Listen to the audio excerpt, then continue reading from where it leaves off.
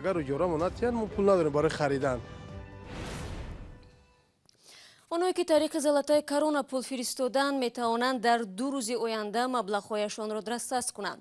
Бонки милии Тоҷикистон бо нашри як эълон гуфт нуқтаҳои бонкӣ муваззаф шуданд ки 24 ва 25 декабр пулҳои банд мондаи муштариён дар ин низомро бозпас бидиҳанд.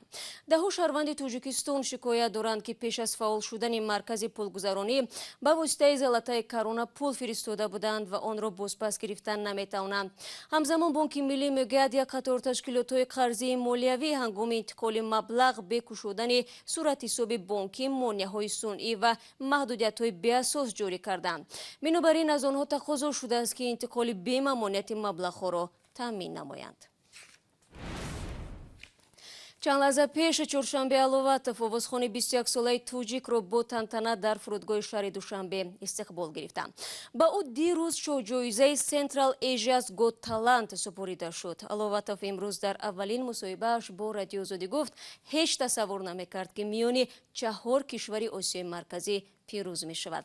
Сарвинози Рӯҳулло ва Амриддин Олимов гузориш медиҳанд.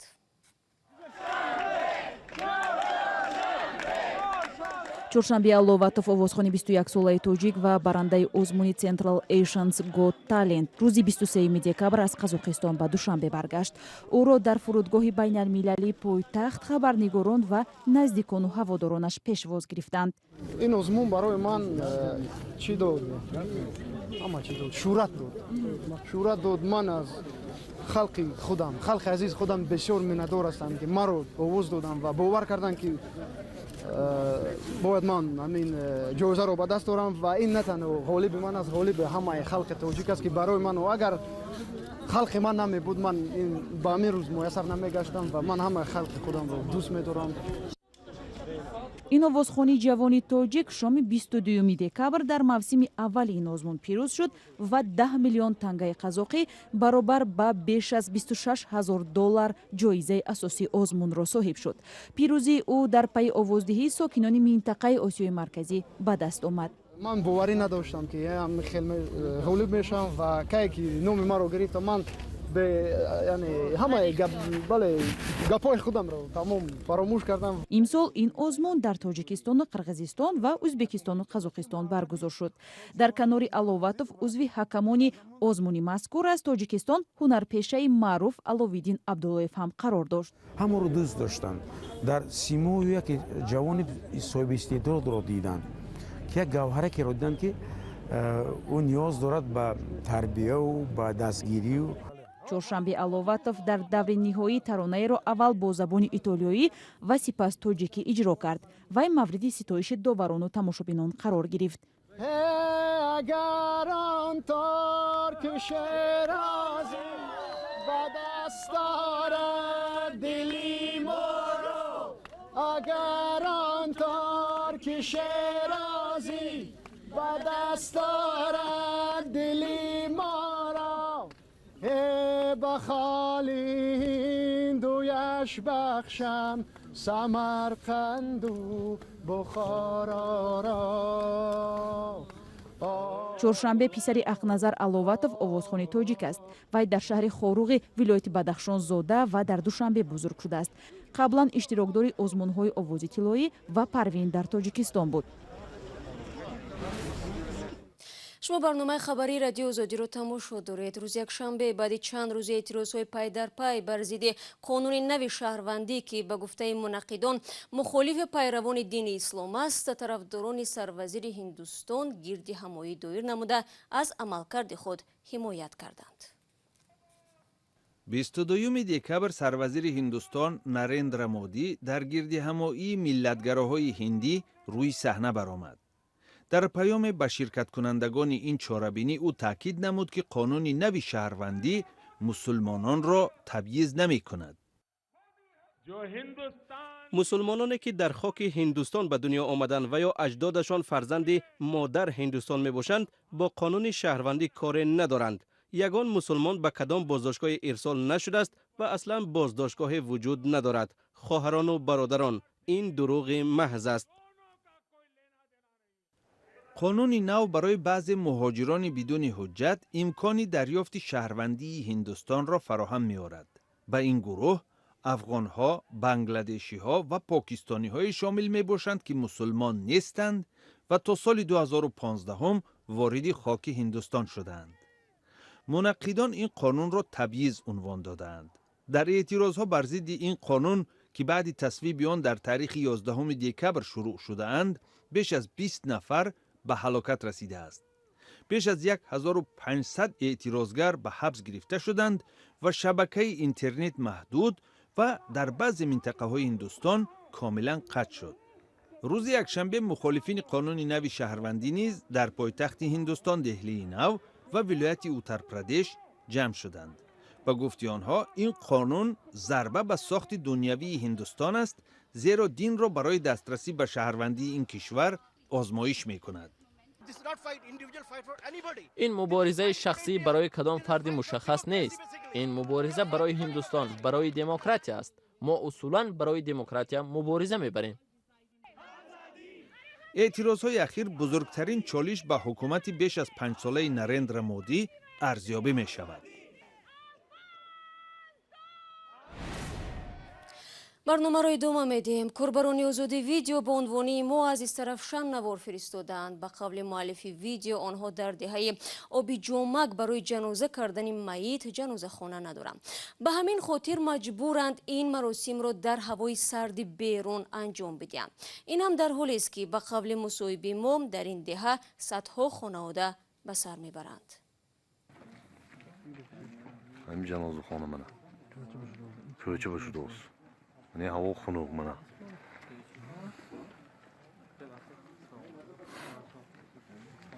من بینم منه. بینندگان عزیز، اگر شما نیز مشکلات و گفتنی دارید در ویدیو ثبت کنید و همین گونه همراه با شرح مطلب به عنوان رادیوی озодӣ بفرستید.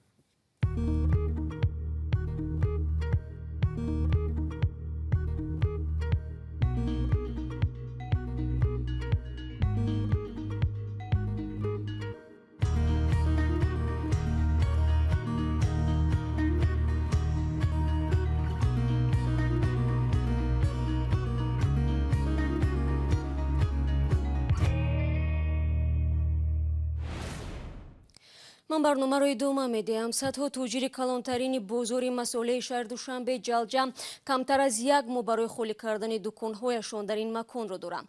مقامات شهرداری صاحبکاران را به فروشگاه زمانوی دعوت میکنند که در کناره شمالی پایتخت بنیاد گردیده است.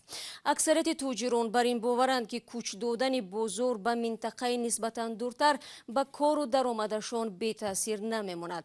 آنها میخواهند برایشان حداقل امتیازی داده شود. مأموریت بازار جلجم به تاجران یک ماه مهلت داده است که دکانهای خود را خالی کنند. تاجران این فرصت را برای جابجا شدن در بازارهای دیگر خیلی کم می‌دانند. مسئولان به تاجران پیشنهاد کردند که در مرکز نوی سودای کشونیان جایگیر شوند. پیشکی خبر می‌کردم با خوبتر بود. خیلی می‌گیریم جمع می‌کنیم میریم. بازاری نه. نه خبر کردگی بودم، پیشکی هم خبر می‌کردم فقط. خیلی معلوم نبود، خیلی نبود معلوم شد. در جای نو چقدر جا گرفتین و چگونه شرایط داره؟ فعلا شرایطشون نمیدونیم. خیلی میگن که جای خوبه نمیدونیم. در مأموریت بازار جلجم نیز تصدیق کردند که تا 15 ینور سال آینده تاجران باید به مرکز سودای کشونیون بازار نوی مصالح ساختمانی در قسمت شمالی دوشنبه روند. تاجران میگویند برای ترک بازار فرصتی کم پیش بینی شده است و هم در باره شرط و شرایط کاری در بازار نو معلوماتی بیشتر ندارند. چقدر جا گرفتید؟ یک مغازین 6 به 4 در جای نو؟ در جای نو. ما شفیر سودا میکنیم. خلق فهمونا در تلویزیون برآمد کنه که بازار نو شده است که خلق اونجا رو واقع. باز هیچ کنه نمیدونه بازار در اینجا میبینه که محکم کردن. تو رفتن باید همه رو فهمونا کنه. مرکز سودای کشونیون در 13 هکتار زمین در خیابان حافظ شیرازی شهر دوشنبه واقع است. در سندهای رسمی که دسترس رادیوی озодӣ شدند، مالک مرکز سودای کشونیون شرکت فراس ثبت شده است. بنیادگذار شرکت فراس شمس‌الله صاحبا داماد پرزیدنت تاجیکستان است. баъзе аз савдогарон дархост доранд ки масъулони бозори нав то як муддат ба онҳо дар пардохти пули иҷора ва андоз имтиёз диҳанд. агар иҷорамон битием мерем кор мекунем, агар иҷорамон натиҳанд мо пул надорем барои харидан, маблағе надорем ки мисол бихарем оро. рафта дидем шоқ шурӯ фасон кардагиян, нақз кардагиян, шарти шоҳроич ҳамаш нағзе, озода шуд ҳоза. Одам маъқул шуд некинам бозор. муҳаммад давлатшоев раиси маркази савдои Кушониён ки нахост дар назди микрофон суҳбат кунад гуфт, ҳар тоҷире ки дар бозори нав корро оғоз мекунад ҳамчун имтиёз то 3 моҳ аз пардохти маблағи иҷораи дуконҳо озод аст. бозори Чал-Ҷамро дар масоҳати 7 гектар яке аз бузургтарин фурӯшгоҳҳои маводи сохтмонӣ дар Душанбе аст. дар ин бозор тақрибан 3000 кас кор мекунанд. ва дар ҳамин ҳол сокинони ноҳияи восеро тасмими тахриби варзишгоҳи марказӣ нигарон кардааст. онҳо мегӯянд бо вайрон кардани варзишгоҳ ҳазорҳо нафар аз макони тамрин маҳрум мешаванд. варзишгоҳи марказии феълӣ 5-10 сола пеш бунёд шуда ва ба қавли сокинон дар сохтмонаш зиёд меҳнат карданд. ҳоло онҳо намехоҳанд макони тамрин ва баргузории ҷашнҳо ба боғ табдил дода шавад. гузориши маҳмудҷон раҳматзодаро каймарсиятто пешниҳод мекунад. варзишгоҳи марказӣ дар ноҳияи восеро дар наздиктарин фурсат тахриб хоҳанд кард. мақомоти ҳукумати ноҳияи восе сабаби тахриб кардани варзишгоҳро бунёди боғи истироҳатӣ дар ҷои ин варзишгоҳ тавзеҳ доданд. ин тасмим сокинон хусусан варзишгаронро нигарон кардааст ки дӯстдорони варзиш аз ягона ҷои тамрин маҳрум хоҳанд шуд. ина нигоҳ камҷар чихел садини нозанин ки иҷаст ай соли 73 дар ҳамиҷа оғ набуд айнамуҷа там насоса мемон шавхоу намекам аз стадион наумедодим дар пуштомон чим чиндагии стадион соз кардагием. имрӯзи мардак омадааст ман стадиона мегирам парк мекунам. абача парк ҳамай варзишгоҳи марказии восе солҳои 70 дар масоҳати 3 гектар бунёд шудааст. макони асосии баргузор кардани маъракаҳои варзишӣ ва фарҳангӣ аст. сокинон мегӯянд дар пушти варзишгоҳ 5 гектар замин аст, аммо чаро мехоҳанд варзишгоҳро ба боғ табдил диҳанд. стадионе ки 50 сол дар инҷа вуҷуд дорад плани кандан шад. оя дар муддати 3 сол 2 сол 5 сол шумо раиси ноҳия шуда ҳамин хел стадион сохта метавонед?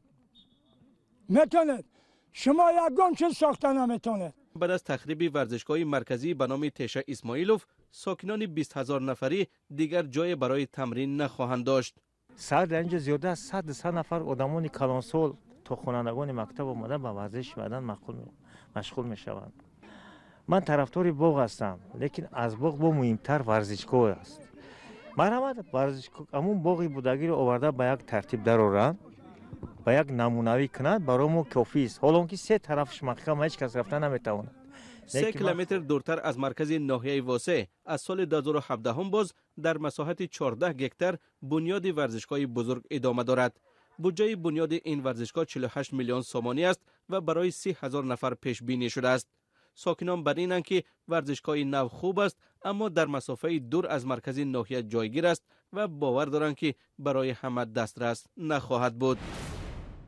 با تشکر با یکایک شما بینندگان عزیز که تا این ثانیه ها ما رو تماشا کردید. برنامه خبری رو برای امروز انجام میدیم. خبرهای روز رو در وبسایت رادیو آزادی بخونید و گزارش‌های جالب رو در آزادی ویدیو کانال ما در یوتیوب تماشا کنید. فراموش نسازید که صبح فردا نخست نوید بمدادی تقدیم شما ایزان میگردد. من همه شما رو منتظر میمونم تا ملاقات بعدی. خدا نگهدار.